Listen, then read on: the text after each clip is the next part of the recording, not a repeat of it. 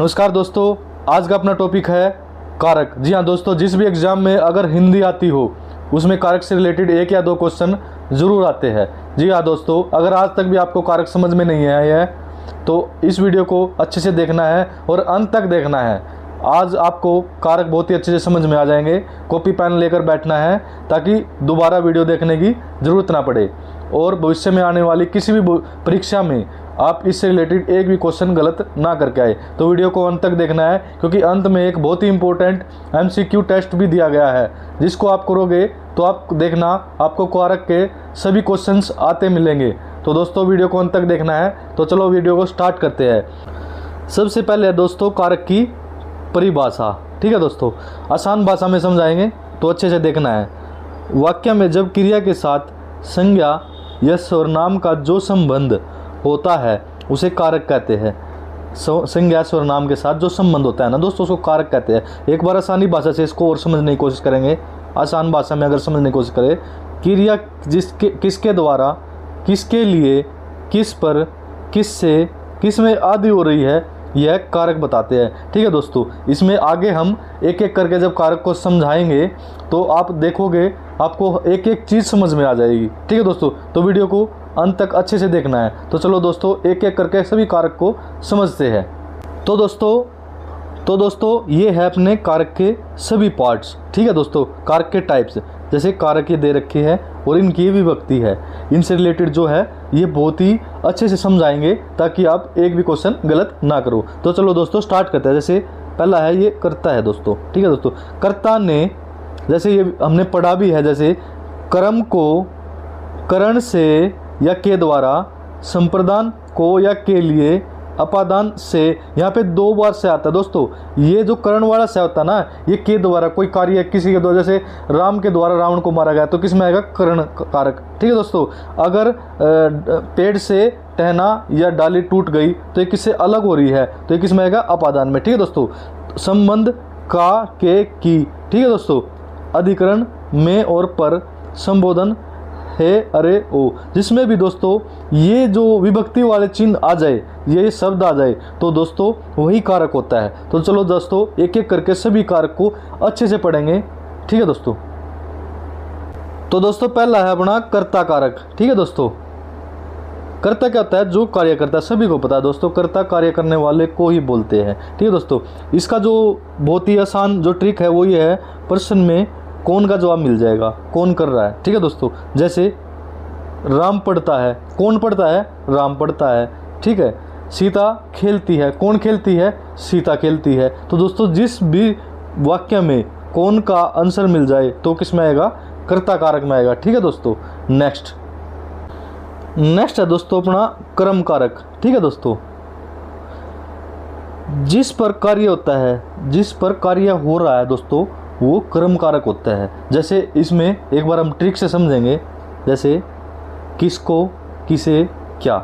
जिस भी वाक्य में किसको, किसे, क्या, इन सब का आंसर मिल जाए तो दोस्तों वो क्या होगा, वो होगा कर्म कारक। जैसे एग्जाम्पल से एक बार देख लेते हैं। ठीक है दोस्तों, वह पढ़ाई करता है, वह क्या करता है, वह पढ़ाई करता है। मोहन या कोई भी, वह लड़ाई करता है, वह क्या करता है, लड़ाई करता है। क्या का मिल जाए, उसने उसको चाकू मारा, क्या मारा, चाकू मारा। ठीक है दोस्तों, जिसमें भी किसको, किसे, क्या, इन सब का आंसर मिल जाए वो किस में आएगा, कर्म कारक में आएगा। उम्मीद करता हूं दोस्तों कर्म कारक का कोई भी क्वेश्चन आपके पेपर में आता है तो गलत नहीं करोगे। नेक्स्ट है दोस्तों अपना करण कारक। ठीक है दोस्तों, करण कारक क्या कहता है, जिसके द्वारा कार्य होता है।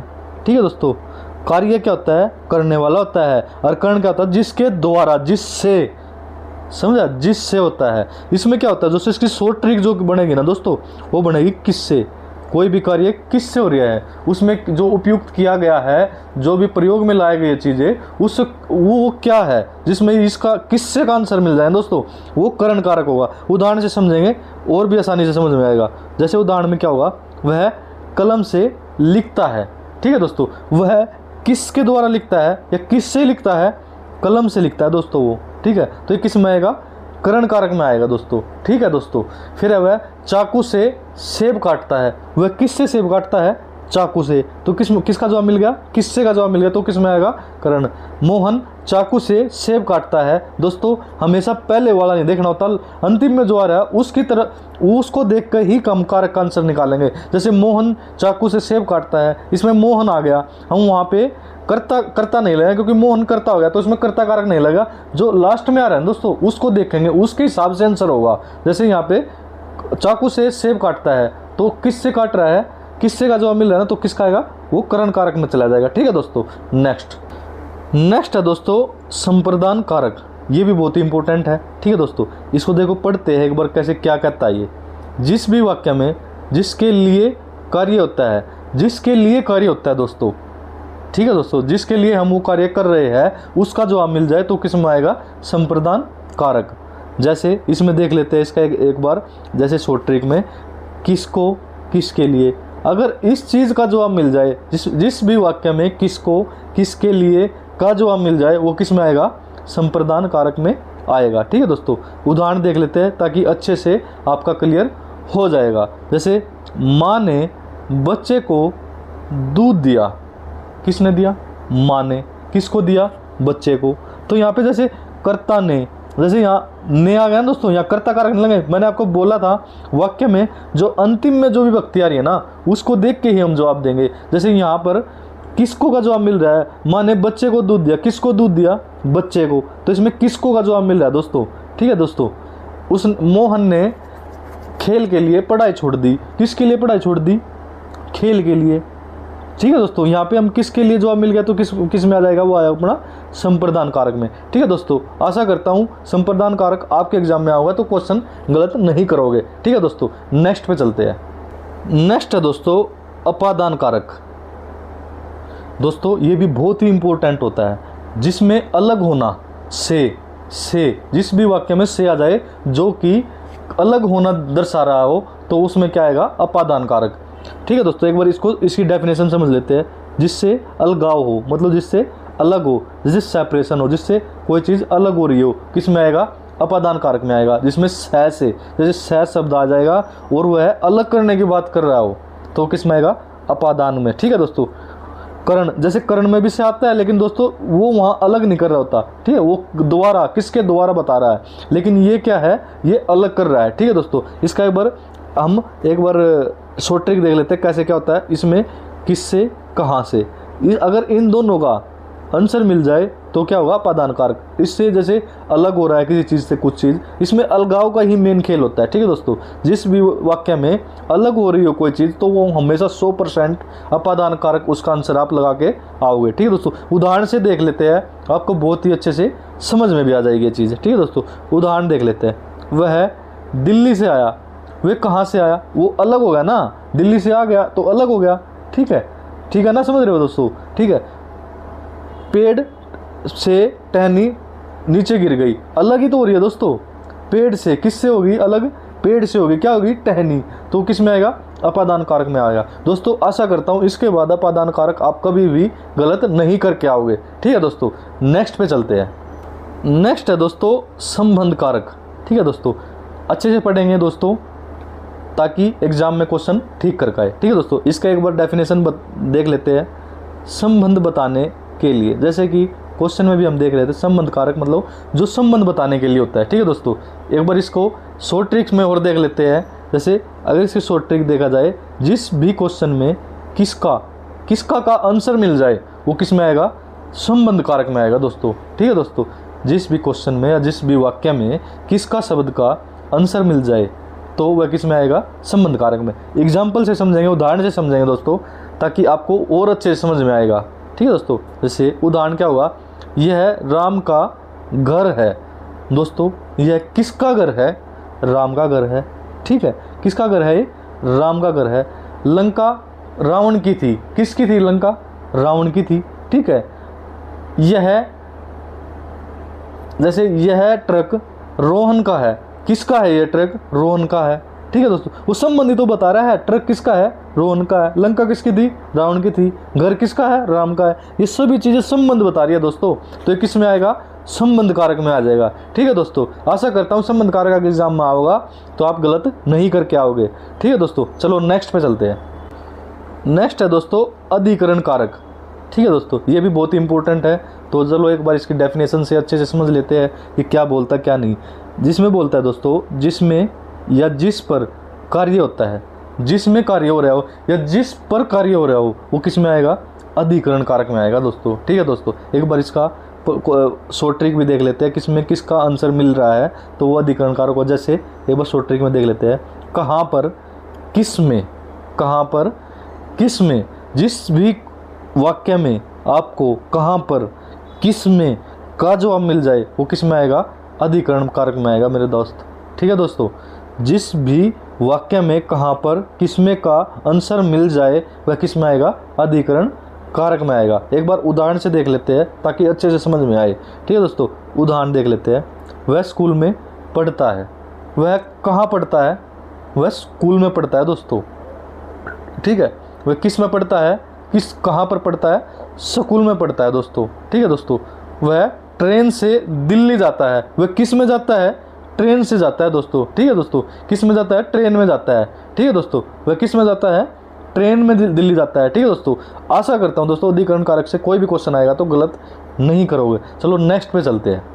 नेक्स्ट है दोस्तों संबोधन कारक। ये अंतिम कारक है दोस्तों, इसके बाद आपके कारक जो है वो समाप्त हो जाएंगे। इसके बाद बहुत ही इम्पोर्टेंट आपके लिए एक MCQ सीरीज़ बताई गई है, तो इसलिए वीडियो को अंतिम तक देखना है। ठीक है दोस्तों, तो संबोधन कारक एक बार इसको देख लेते हैं कैसे क्या है ये।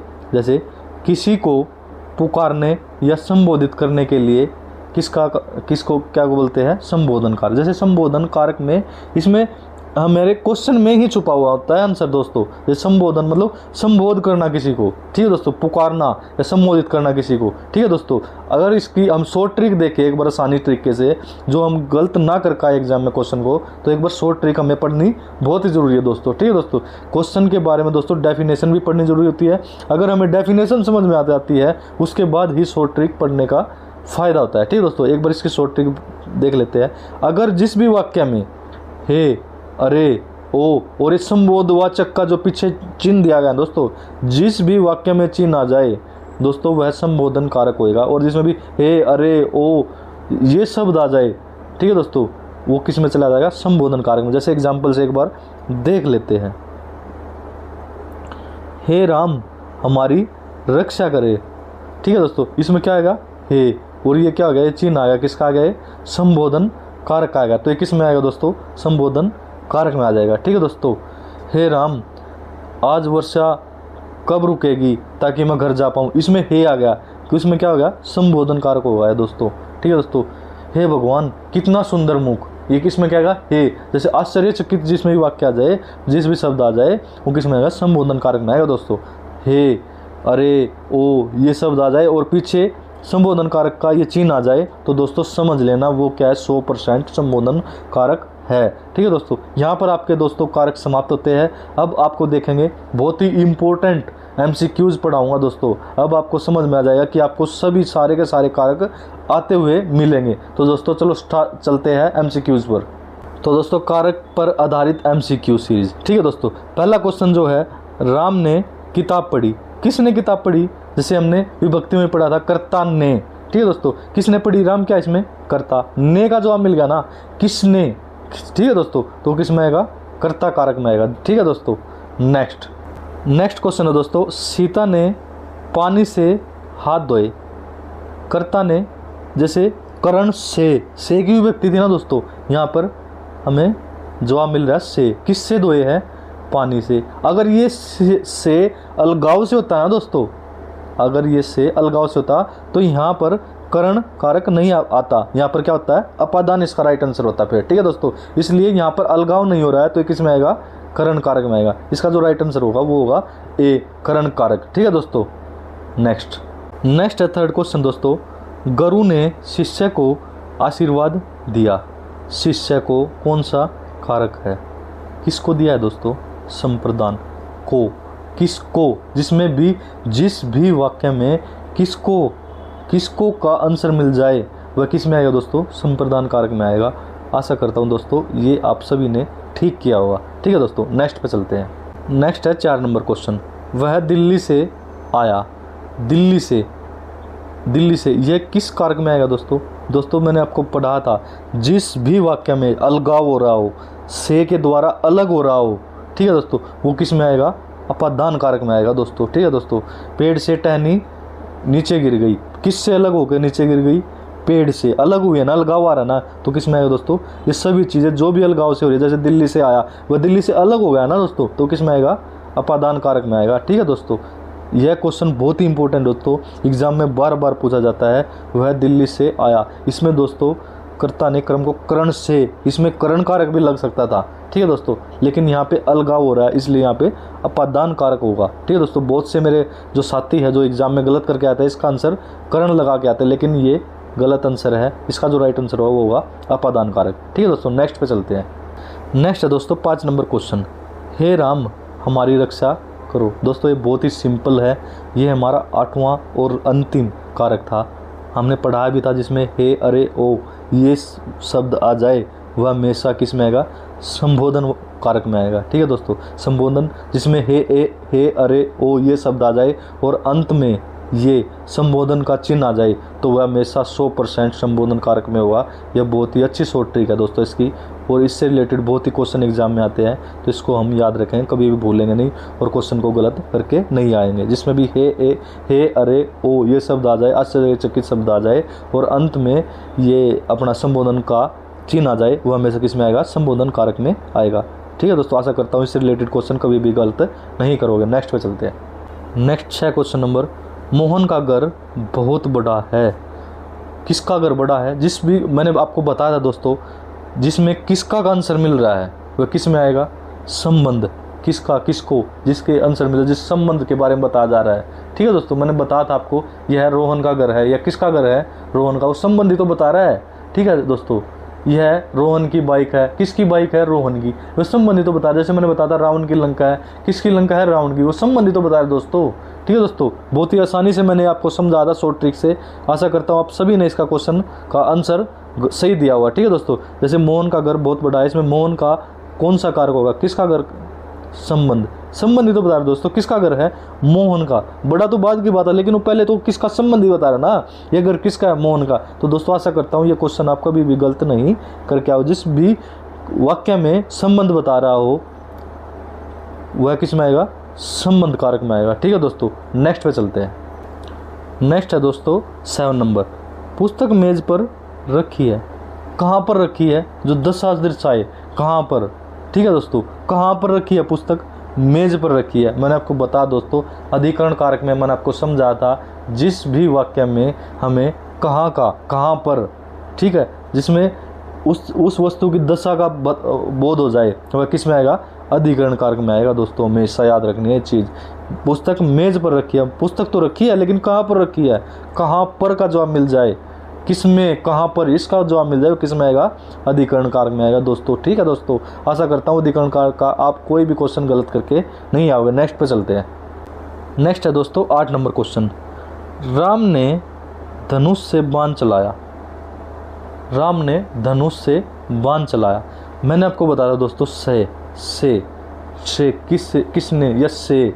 दोस्तों 2 से होते हैं, करण से, एक कर्ता ने करण को क्रम से, अपादान वाला से। दोस्तों यहाँ पर हम कोई भी जैसे कंफ्यूज हो ही जाते हैं, यहाँ पर सभी अपादान इसका क्वेश्चन आंसर लगा के आते हैं, लेकिन नहीं दोस्तों, यहाँ अलग नहीं हो रही, यहाँ कोई कर रहा है उस कार्य को। किससे चलाया है दोस्तों? किससे का आंसर मिल रहा है? किसके द्वारा? दोस्तों बाण चलाया गया है, लेकिन किसके द्वारा चलाया गया है इसका आंसर मिल रहा है दोस्तों। उस चीज़ को हम पहले देखेंगे दोस्तों। अलग तो हो रहा है बाण, मैं समझ रहा हूँ, लेकिन किसके द्वारा चलाया गया पहले तो इसी को देखेंगे ना दोस्तों। ठीक है दोस्तों, धनुष से बाण चला जा रहा है, किसके द्वारा चलाया जा रहा है? धनुष से। तो किसमें इसका जो राइट आंसर होगा किसका होगा?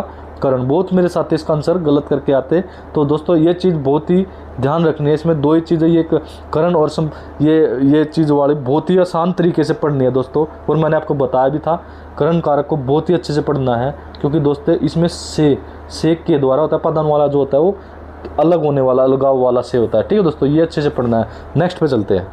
नेक्स्ट है 9 नंबर क्वेश्चन दोस्तों, शिक्षक ने छात्रा को पुस्तक दी।